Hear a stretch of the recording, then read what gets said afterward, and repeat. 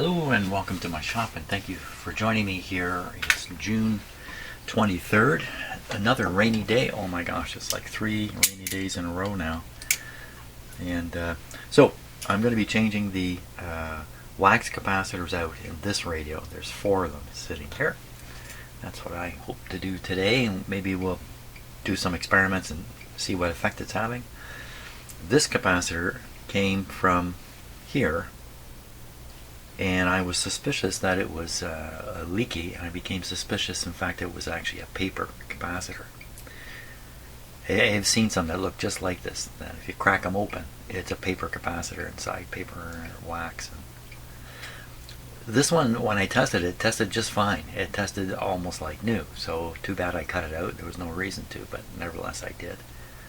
But what's inside here? Is this a mica, or is this a paper one masquerading? Now, admittedly, the last time I did this and crushed one open and found it to be paper, it was actually quite a bit larger yet than this. This is actually, I don't think this one's paper. I mean, based on the test, the result, all that kind of stuff.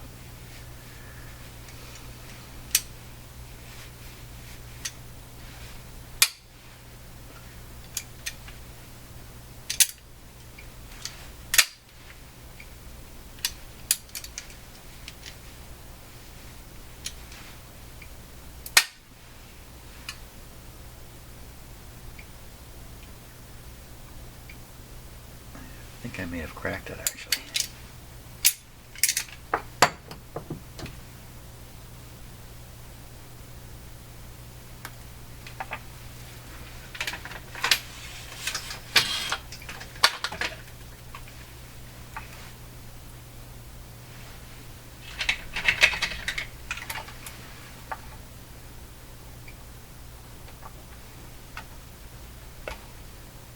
No, I don't think I've cracked it enough yet.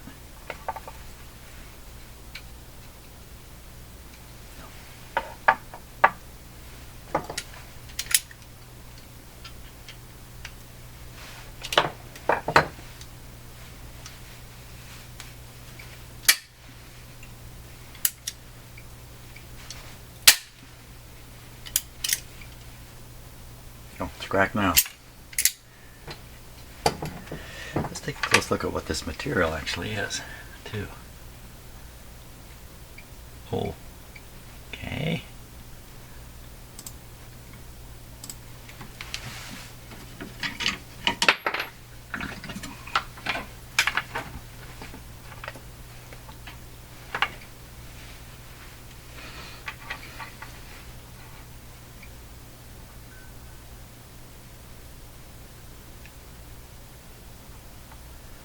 I don't know what that actually is. Got a lot of fiber in it. There's the start of the capacitor there.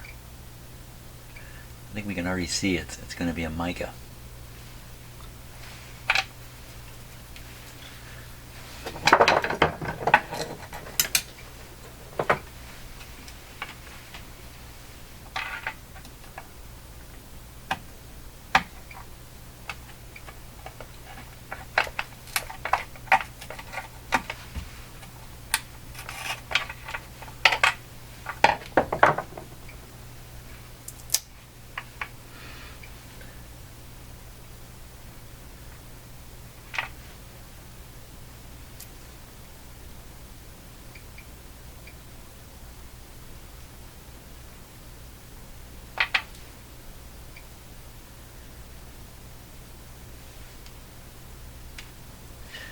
You'd have to guess. You can see the mica in here.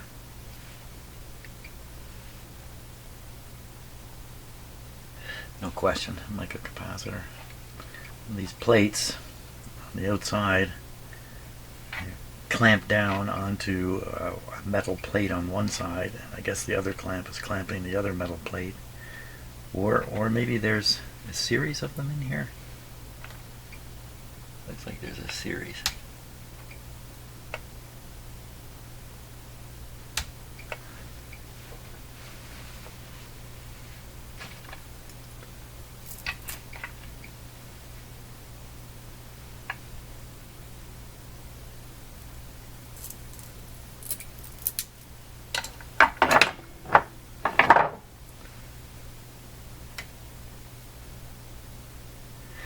Only so much mica in the world.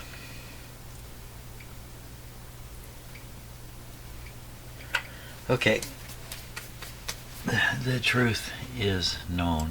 That was a mica capacitor. Shame on me. Maybe I looked at it, it had the right color and kind of looked like one of those paper jobs, but it wasn't really big enough. I should have probably hesitated on that, but I did have the other tests which suggested electricity was leaking somewhere. And the odd thing is, I put this new capacitor in to replace it, and it appeared to have a beneficial effect on the radio, AVC voltage, raising it a touch, suggesting that in fact the capacitor I just tore apart was leaking.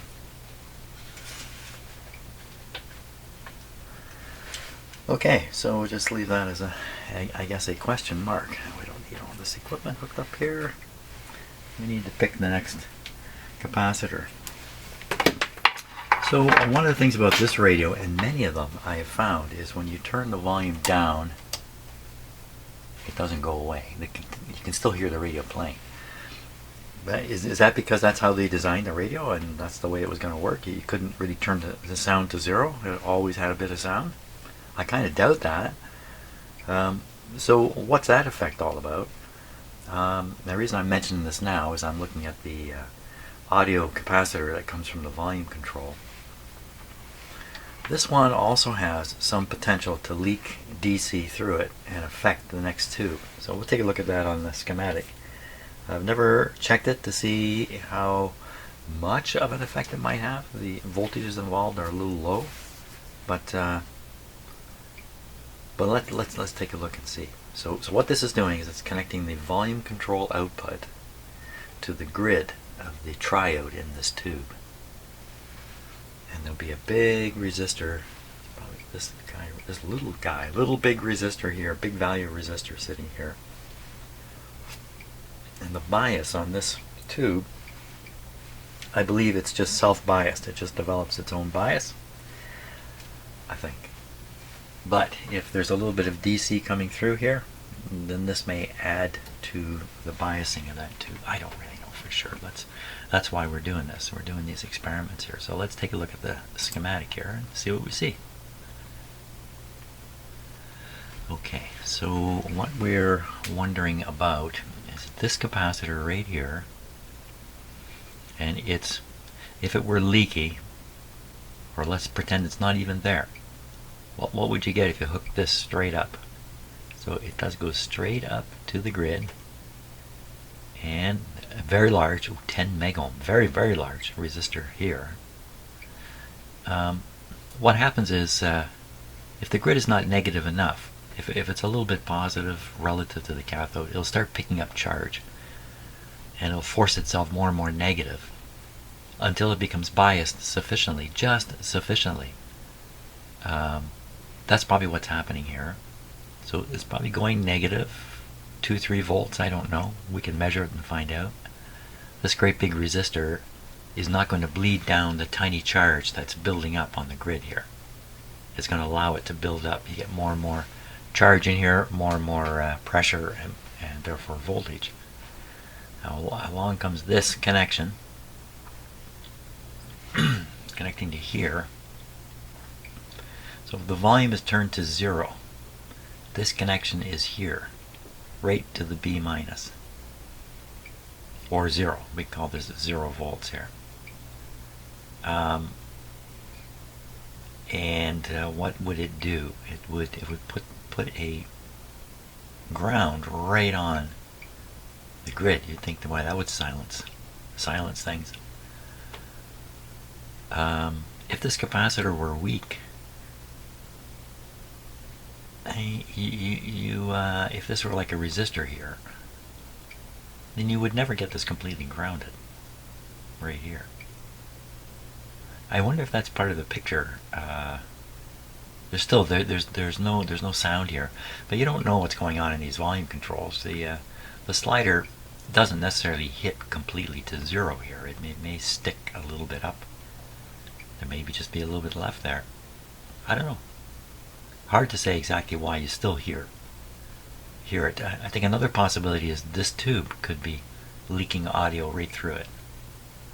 So even if you separated this line, you'd still hear audio because it's coming right through it because of the shared cathode arrangement and stuff in here with the detector diodes. I don't know. Stuff to experiment with.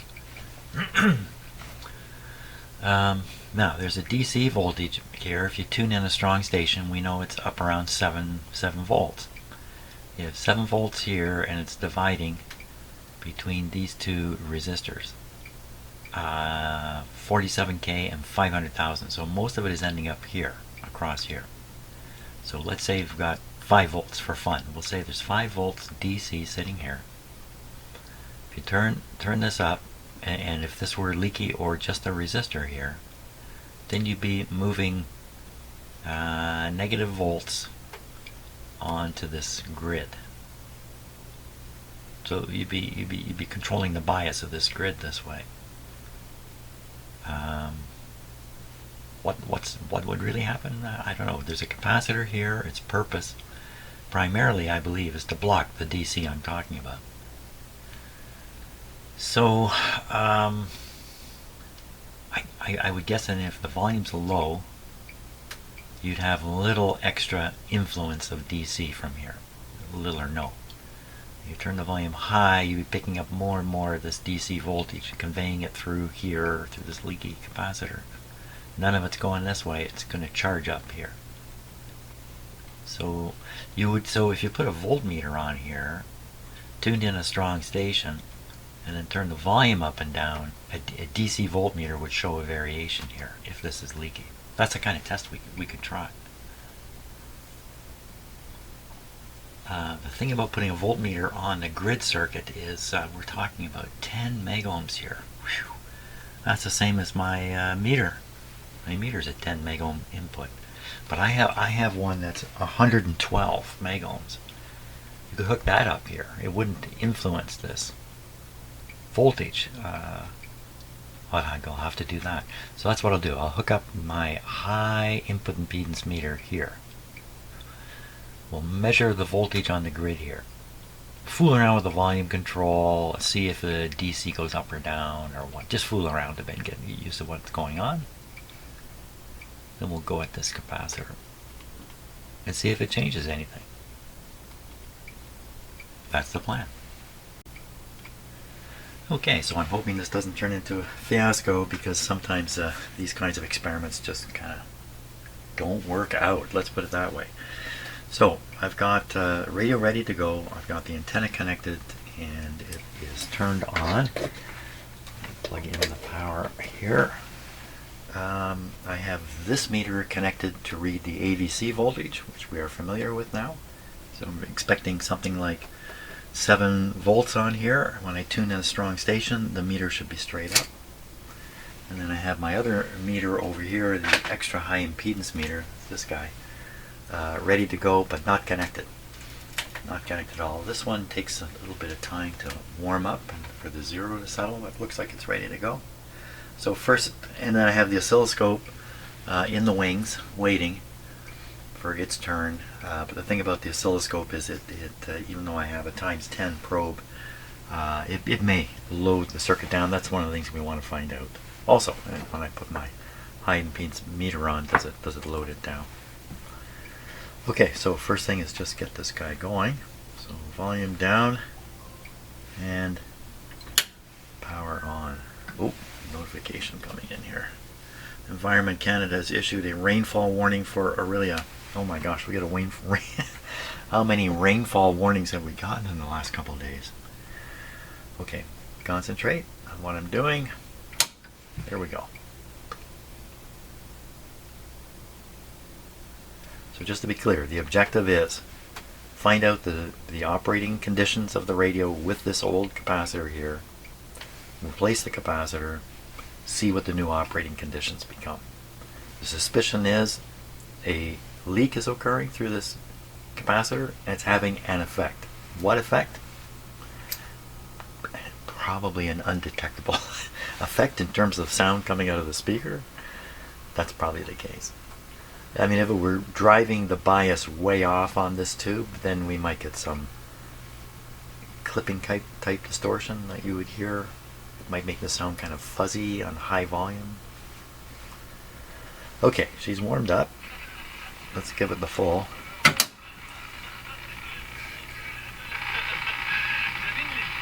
So we're listening to French CBC, and we're getting this much ABC out of it. I think we need a bit of a stronger.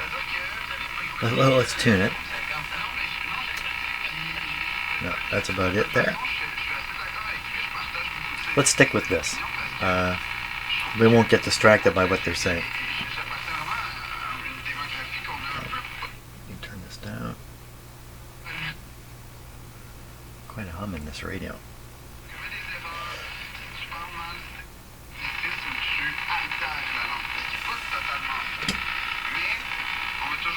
Five volts, 2.5 here.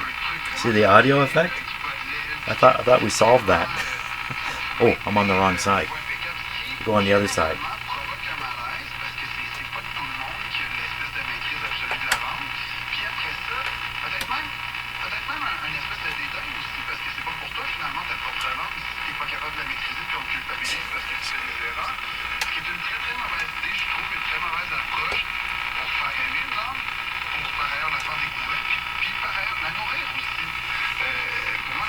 You still see audio effect here. Not much though. Oh. Huh. Surprising. It's surprising to me that this happens. I didn't know this kind of thing happens. And surprising that after I got the radio essentially restored to its proper condition, it still shows up. As I explained before though, it is audio being presented to the grid of an RF tube, so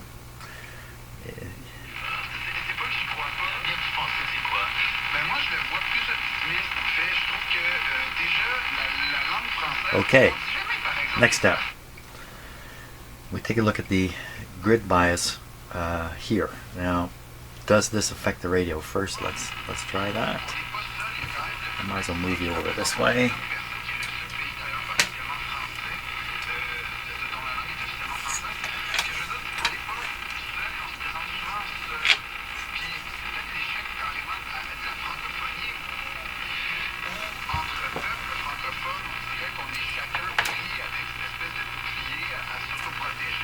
Volt scale, positive up. Let's measure the same as the other meter and make sure it's all working right. So we need this to go negative. Let's see. It should get a little over 2.5 volts here. It's just under 3 on this meter. 10 volts, 10 volt, just under 3 volts here. So over here, I can read it a little more accurately. It's 2.7 at the peak, and over here, looks like 2.8, 2.9, almost 3. The zero's off a bit. That's probably what's happening. 0 on. And we're getting exactly the same reading. Okay, good. Things are adding up. Now, the objective is a couple things. One is turning the volume control affects this reading. This is the theory. This is the concern. The problem is I'm going to turn this radio up. It's going to get really loud. I gotta close my door here. It's going to get loud in here, but we just want to see if there's any effect. And I'm going to clip this now because if you notice, putting this on here. Nothing at all, not even a click. So we're going to clip this on.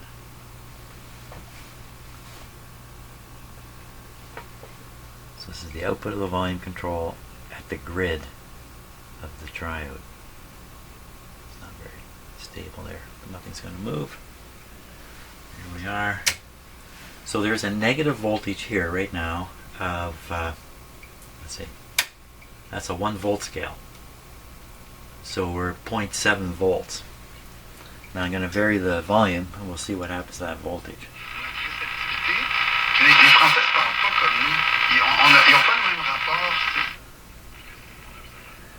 So it does have an effect. You get it up really high, there's an additional negative charge coming. Now let's see what happens with this bias if I tune off the station. Oh my gosh, what's that noise? So well, I can see the AVC voltage going up and down, so we'll put it in a low spot. Terrible noise. So now it's 0.2 volts. So the bias that's standing here, where's that coming from? My thinking is when you have an audio signal, which there is none now, the volume's turned down, and you have the tube amplifying, that the tube's operation is what creates the negative bias voltage. But there needs to be it doesn't need to be a signal.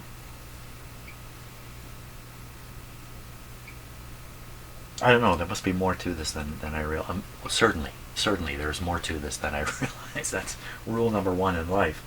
There's always more to it than you realize.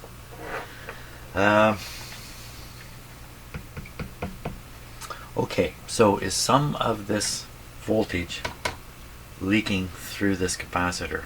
Is that what we're seeing? And the way to find that out is to cut the capacitor out. At the same time, I want to find out if the sound completely goes away or if it still produces sound without this capacitor. So how can it possibly do that? It would have to do it right through the tube itself from the detector diodes, diode circuit. It's a shared cathode thing. That's what I really want to say. Okay, I'm going to cut it. We're going to cut it. I'm going to do it live. Do it live! Do it live!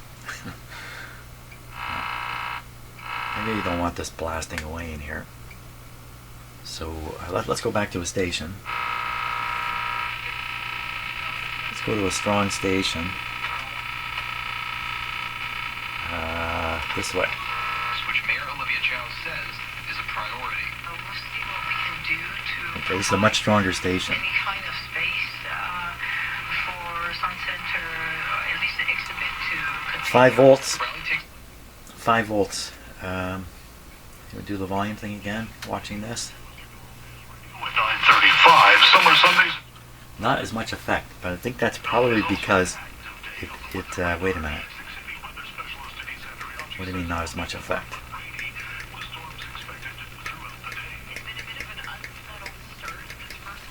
Summer has brought us some rain.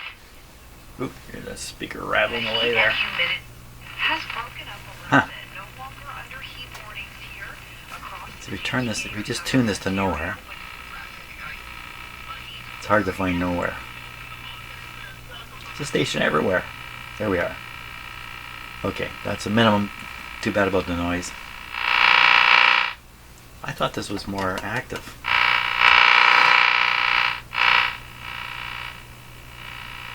Okay, not to worry. Back to the station.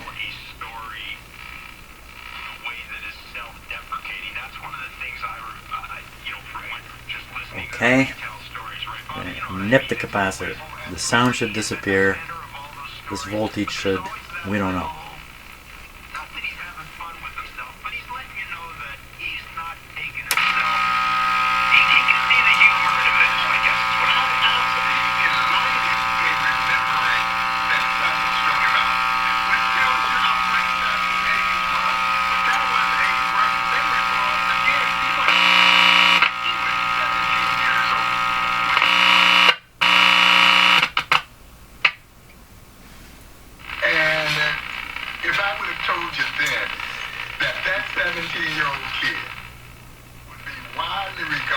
The speaker's rattling to death. I think I rattled the speaker to death here.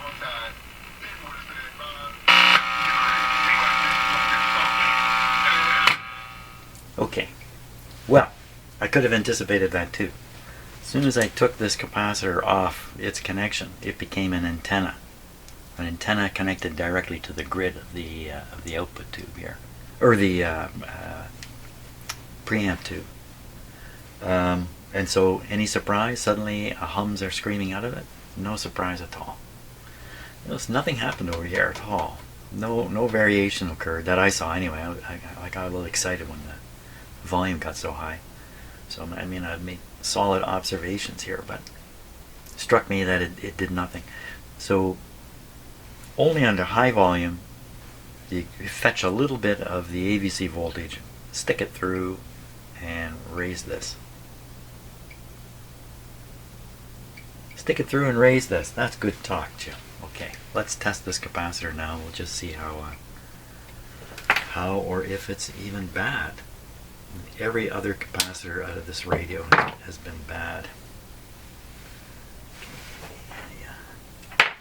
Okay, clip lead here.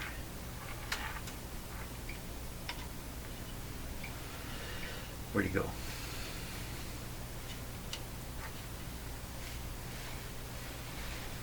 Come on over.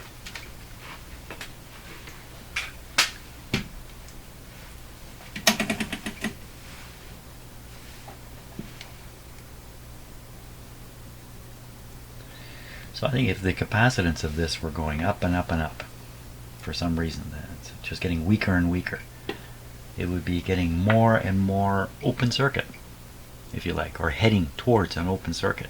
And you get more and more of the buzzing and more of the antenna type pickup going on. And so if you were to had a capacitor like that in that position, you put a new one in, all that nonsense would go away. Here we go. And it's a leaker, just like the rest. I don't think one capacitor made it to the second voltage setting, sort of, really. But these have all been bad guys, no surprise. Bad guys, no surprise. Just to think, well, I've been doing this work for a little over 10 years. I'm doing the work daily for 10 years. The radios I'm working on are now 10 years older than they were 10 years ago. They're just that much more worn out. And you know what? The mirror says the same thing about me. Okay, so I'm going to put in another capacitor here, a proper capacitor, and I neglected to look at the size of the one I just tested. But I'll get it on the schematic. I think it's a 0.05. So put in a new capacitor, repeat some of these tests, especially the high volume does the thing go up. Hey, we were listening to this radio with no connection between the volume control and the triode. The triode had no feed, yet we could hear it. And I'm really pretty sure it's because of the detector tube, and there was some transmission of the signal through the tube itself accidentally. Probably, as I said before, because of the shared cathode with the two diodes. Maybe when the when a tube is new, it produces a more than sufficient electron cloud, which is packed, concentrated around the cathode, because the grid is just out here with a negative charge pushing on it. So you have a pile of electrons, a pressure of electrons, if you like, contained within the grid. This becomes a pool, a useful pool. So as the plate out around here starts drawing on the electrons, it doesn't draw down the reservoir of electrons to the point where you are counting on more coming out. In other words, there's like a buffer or a capacity, if you like, in the tube. Capacity is a dangerous word to use in electronics. But in an older tube, the cathode doesn't produce as many electrons at the same temperature and the same situation. So this I don't want to use the word cloud because that's used for something else, but this concentration of electrons that are being pressured by the grid gets less and less and less. And eventually, anything pulling on the pool of electrons is going to, let me put it a different way. So the diodes are pulling electrons on this pool, out of this pool, and so is the plate. The diodes, if they pull so many electrons out that the pressure goes down, then that pressure would be reflected at the plate. You kind of follow what I'm saying? So as the diodes are rectifying the RF coming out of the IF, they begin to have an influence. That has an influence on what the triode's doing because of this shared pool of electrons outside the cathode. Okay, that's what I'm actually thinking is going on, and that's why we can still hear the sound through the tube when there's no feed on the grid. So basically, the more worn out the detector tube, the more likely it is to convey sound. Maybe somewhere down the road I'll do some experiments about that. We'll try to get a good tube and a bad tube and a medium tube and pop them in and experiment with this kind of stuff. Why would I do it down the road? I could do it with this radio. I could do it with this radio right now because the capacitor is removed. I'm going to have a coffee and think about that. Maybe we should divert our attention to that right now. It's pretty crazy stuff what I'm doing here, but so what I've done is I've removed this capacitor. That leaves the connection to the grid of the output tube connected to nothing more than B minus through this resistor. So I would think, if there's a hum in this radio, that hum might be pretty strong on the grid. And why would there be a hum in this radio? Because I don't think I've done anything. I'm looking. I don't think I did anything to the. No, it's still running on its original filter capacitor, so it's kind of a fat chance it wouldn't hum. So we're going to operate it like that, and then I'm going to change this tube repeatedly. Get a couple different versions of it, including, if I can, a brand new one, or a NOS one, if I can find one. 12SQ7. That's really what I want to do, just find a NOS, never been used 12SQ7. Okay, I'll try that.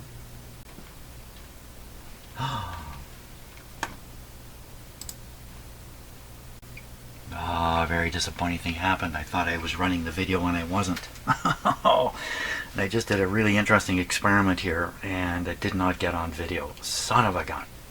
I just so disappointed. So I'll tell you what has happened, and we'll carry on. And I don't know how far back to go. I don't think very far back, but the audio capacitor that ties the volume control to the triode grid is gone. I've cut it out. There's nothing there. I then applied a ground on the grid. The grid is now grounded to the B minus. The idea was, well, at that point, surely to goodness, no sound will come out of this radio. I put in the original tube, and yes, okay, we can hear it quite a bit. And you know what? I'm going to repeat it.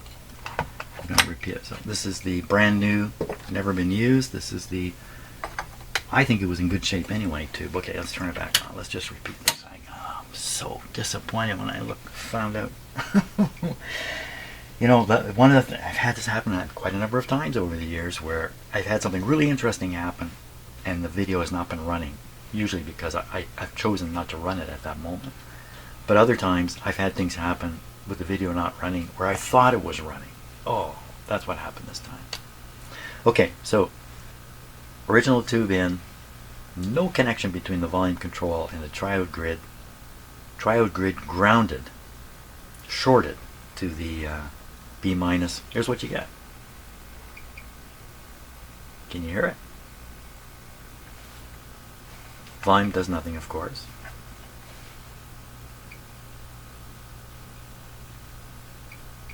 So it might be hard for you to hear this on the microphone, but I can hear it.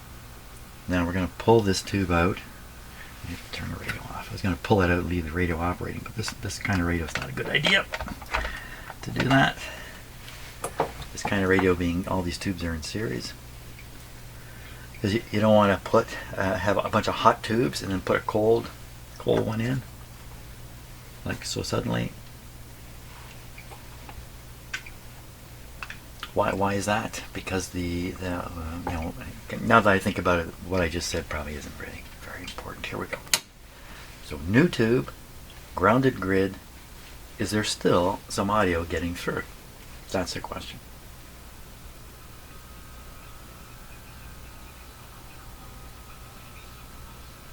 I'd say even more.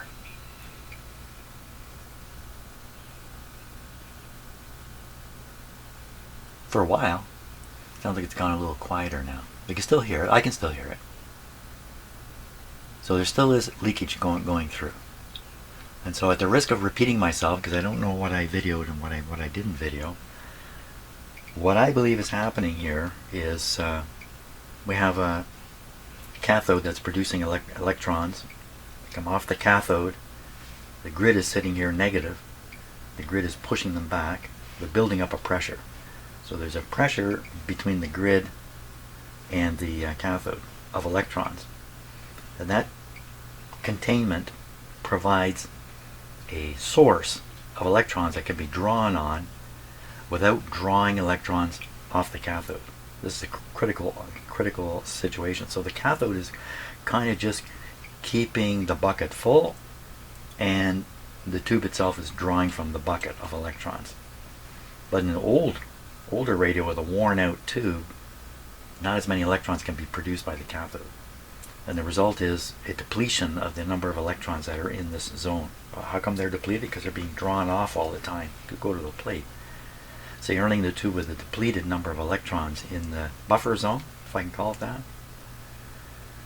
So now what all is drawing on these electrons? In this tube, there's two different things going on in this pile of electrons. One is the triode, which is trying to amplify the audio signal, and it's relying on the pile of electrons.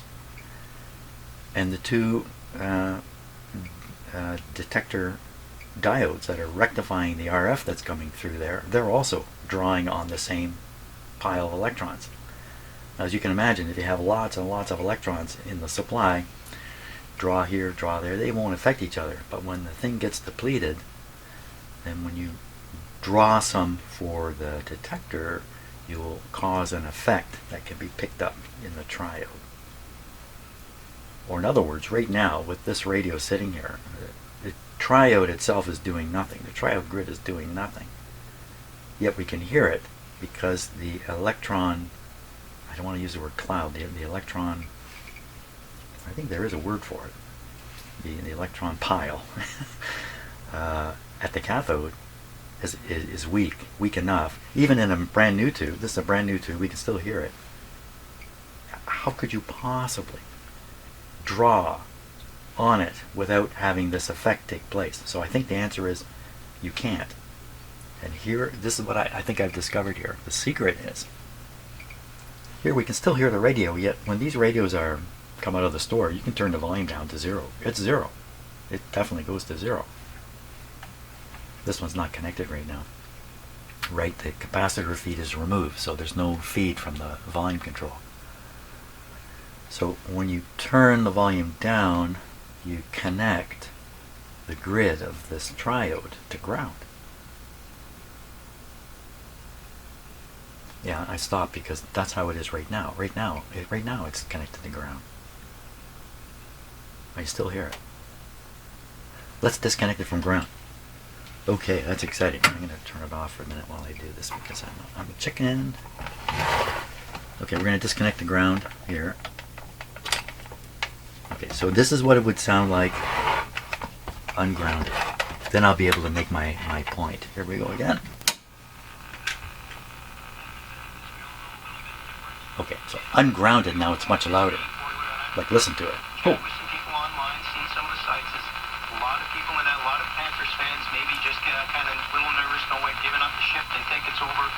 My gosh, this is... There will be more boiler fans than there have been in that building so far in the series. That's all I'm so I have to turn it off. Oh, no, I'll turn it off. I have to turn it off because it's too loud.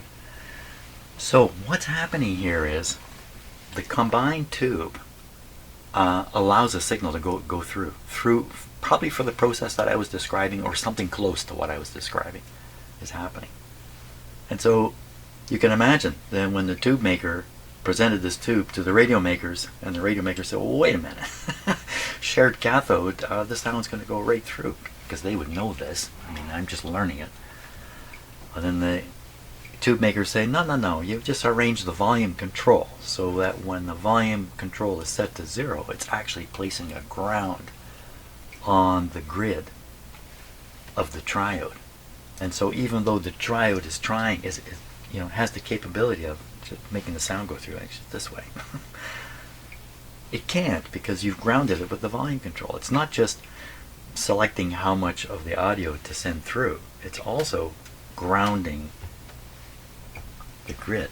Oh my gosh, is that really true? I'm just making all this stuff up. Let's look at the schematic for a minute here. So what I'm trying to say here, if I haven't made it clear yet, this guy, this volume control, when you reduce the volume to 0, this slider is down here, right on ground, just like the radio was when I first turned it on there. And that's why it's quiet. It's not so much quiet because the audio is no longer being conveyed through here. It's quiet because it's grounded this grid and shut down the leak of sound that's coming through. Well, is that really true? I've never heard anything like this. I've never read anything like this anywhere. But I have lots of radios that won't zero on the volume. Older radios won't zero on the volume. I mean, what else could it be? Okay, so you've heard the radio operate with a solid ground on this grid, and we could barely hear it, but we could hear something. And then you've heard it operate with just this grid wide open right now. It's just open. So the next thing is to put in the capacitor and see if pulling this thing down to 0 doesn't. Well, it's hard to tell. There's two things going on at once, and you can't separate them with your ears. There's the reduction of the audio signal being conveyed through, and the increase of the grounding effect on this on the grid. It's really obvious to me now that you're grounding it through this capacitor. Okay. Well, I'm going to put in a new capacitor, and we'll just play the radio here. Okay. Okay, new capacitor's in. Let's play the radio here, and we're going to measure the bias voltage. Can you remember what it was before? I don't remember. I don't remember. But I do remember the bias increased. This is on the triode bias, when I turned up the volume. Let's just get everything going here. So this is 0 volume. Still hear it. Now it's possible the volume control is not providing a full short. I guess we could measure that. Yeah, we'll have to measure that to try to close off this whole affair here. Okay. There's a ton of volume there now, boy. Wow. Too much volume. Bias on the, first of all, on the high side of the capacitor. So this would be a little bit of AVC voltage. Next to nothing showing up over there. That's because I've got the volume turned down and I'm grounding it. So nothing. So we'll go on the input side. How much voltage is available? On the input side of the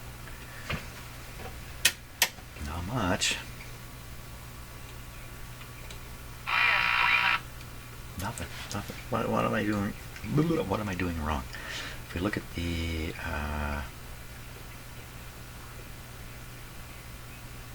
what am I doing wrong? There should be a DC voltage coming down to the top of the volume control. Did I pick the bottom of the volume control? I picked, ooh, okay. I see the problem. Both the top and bottom of the volume control have black wires coming to it. Okay, this is the input side of the volume control. That's basically AVC voltage over there. 10 volt scale, 4 volts. How much is getting through the volume control to the capacitor? Interestingly enough, it shows nothing. But if we turn it up,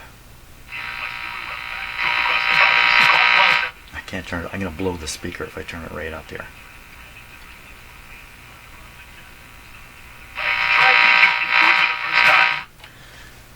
up a little wee bit. 1 volt scale. We'll see things a little better. What's getting through the volume control? A little wee bit. And what's the bias on the diode? Okay, so that's on the 3 volt scale. We got a half a volt bias. Doesn't sound bad. Half a volt. On there. Now we're going to increase the signal coming over to it. No change in the meter there. I don't want to turn it any higher because I think I'm damaging the speaker here. Did I just do the right thing? Input side. So this is on the input side of the blocking capacitor. I guess we can call it that. And you see a little bit come up. It's hard to see, but it came up a little bit. Put it like that. 1 volt. Come up, and on the other side, there's a voltage there. Oh my gosh, you see that bleed down? Let's try this again. 112 megohm input on this lead. And I'm going to touch the grid, watch the meter. What does it do? Okay, it goes up and stays up. That's what it's supposed to do. What did it do last time? I guess I made a bad contact. I thought what I was just seeing was the meter bleeding down the charge. Because of the 10 megohm resistor, it wouldn't take much, but it's not bleeding down at all, I don't think. I mean, you can't hear this on the speaker at all. Great meter. That's a great meter. That's a fantastic meter. Very high frequency meter too. Okay, what do we got here? What have we done? So we've discovered that there seems to be a sound leak in this radio anyway, past the volume control. It seems to be there regardless. That's a brand new tube in there. I've got the old one here in my hand. Doesn't seem to be particularly tube related. Although the story I've been telling is that just doing this with a tube, doing the shared function with the tube. You know, some radios they don't use this combined tube approach. That's a cheap way to go. A more expensive way is to put a separate tube in, maybe a 6H6 or some other rectifier tube, and use that as the detector apart from the triode. And I'll bet you those radios are better, and I bet you this is the problem they're trying to overcome. The shared cathode problem in the detector tube. There must be stuff written about this. It must be. But I am surprised we can still hear it. Right, we have to measure the resistance of the yeah, okay, it's turned off. Measure the resistance of the volume control between the output, the slider, and the ground terminal. And see if it's 0 or not. If it's not 0, then that kind of answers the question right there. It's actually a better answer. Okay, assuming that there was little or nothing there. I've got this on the 600 ohm scale.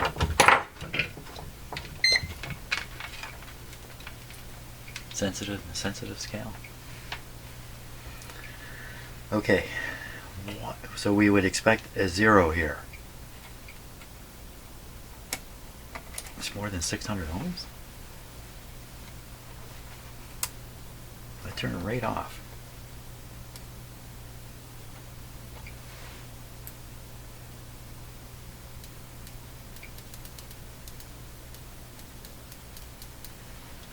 What's going on here? Have I got this totally backwards?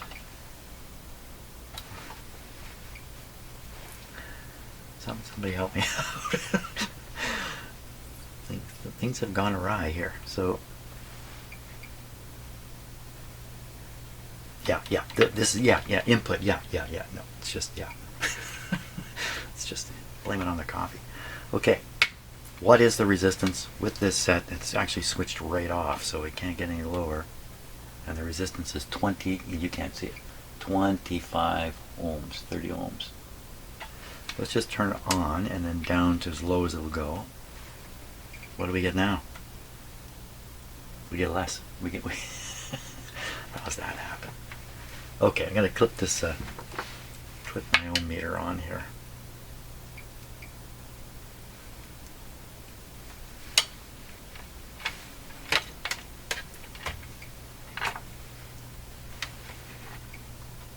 looking for a low reading, so I better. So I hope these are good clip leads here.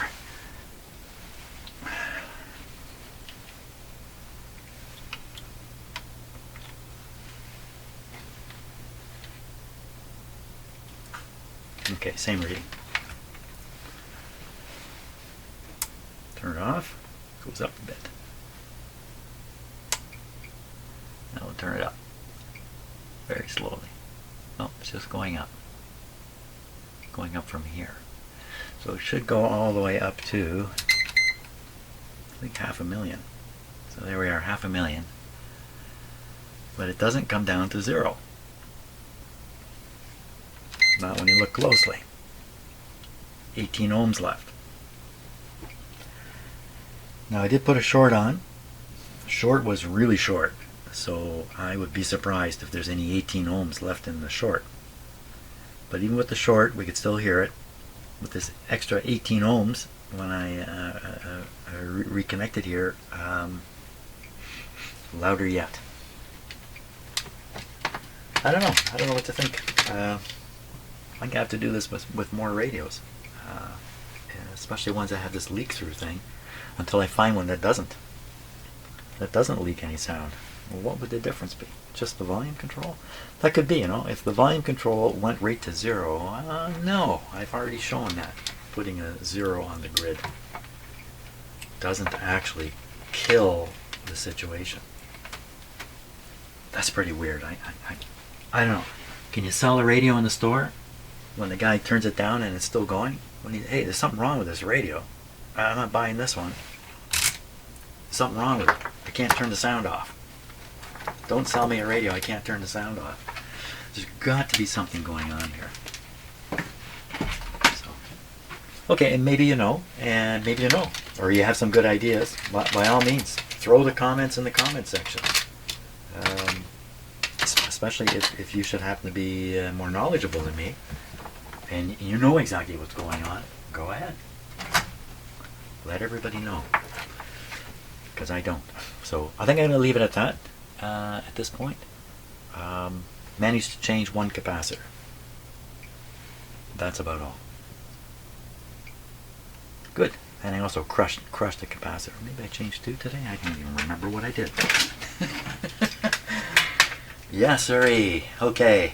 Thanks a lot for joining me in my shop today. I really appreciate it. And thanks for clicking the like and the super thanks. Thank you very much. See you on the next video.